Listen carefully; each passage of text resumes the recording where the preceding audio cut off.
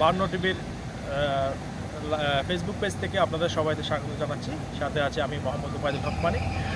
সংযুক্ত আরব আমিরাতে গত 2-3 দিন ধরে যে বৃষ্টিপাত হয়েছে আপনারা সকলে অবগত আছেন। এখন আজকে বৃহস্পতিবার সংযুক্ত আরব আমিরাতে বাণিজ্যিক রাজধানী দুবাইয়ে যে পানিগুলো ছিল সেগুলো আস্তে আস্তে নিরসন হতে শুরু করে দিচ্ছে। এখানে দুবাই পুলিশ, আরটিএ এবং দুবাই মিউনিসিপ্যালিটি তাদের আপ্রাণ চেষ্টায় পানিগুলো এখন আস্তে আস্তে মহাসড়ক এবং ভিতরের যে রাস্তাগুলো আছে সেখান থেকে আস্তে আস্তে ক্রমে সরে যাচ্ছে। এখানে দুদিন ধরে দুবাই মেট্রো, দুবাই বাস এবং ট্যাক্সি এগুলো বন্ধ ছিল।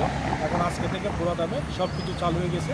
আরেকটা জিনিস আপনাদের বলে রাখা হলো, এখানে দুবাইতে ফ্লাইট যে বন্ধ ছিল আজকে থেকে পুরো দামে আবার ফ্লাইট ওঠানামা শুরু করেছে। এই বৃষ্টি 75 বছর বয়সে মানুষ এখানে স্থানীয়রা এবং যারা প্রবাসীরা আছে তারা বলছে যে 75 বছর বয়সে এরকম বৃষ্টি তারা জীবনে দেখে না। এবং এখানে বাংলাদেশে 7টা প্রদেশের মধ্যে শারজা এবং অন্যান্য আজমান যেখানে নিচু নর্দার্ন ইমারত যেটাকে বলা হয়, যেখানে নিচু স্থানে আছে ওখানে অল্প অল্প পানি এখনও রয়ে গেছে। আশা করা যাচ্ছে কালকের মধ্যে সব ক্লিয়ার হয়ে যাবে। এখানে এখনও স্কুল বন্ধ রয়েছে, তাদের আরও 2-1 দিন বাসা থেকে ইন্টারনেটের মাধ্যমে শিক্ষকদের পাঠদান দেওয়ার জন্য এখানে গভর্নমেন্ট নির্দেশ দিয়েছে। এখানে প্রবাসীরা আজকে থেকে কাজকর্ম সব শুরু করেছে।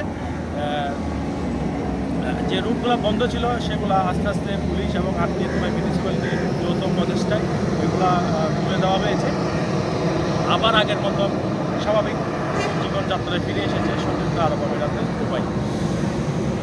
এখানে আমরা যদি একটু আপনাদের দেখাই যে গাড়ি কীভাবে চলতেছে, এখানে আমার পিছন দিয়ে একটু যদি দেখান আপনারা বুঝতে পারবেন যে রুটে কোনো পানি নেই এবং আগের মতন যে গরম, এখানে আজকে থেকে আবার গরম শুরু হয়েছে, আবার আগের মতন জনজীবন শুরু হয়ে গেছে।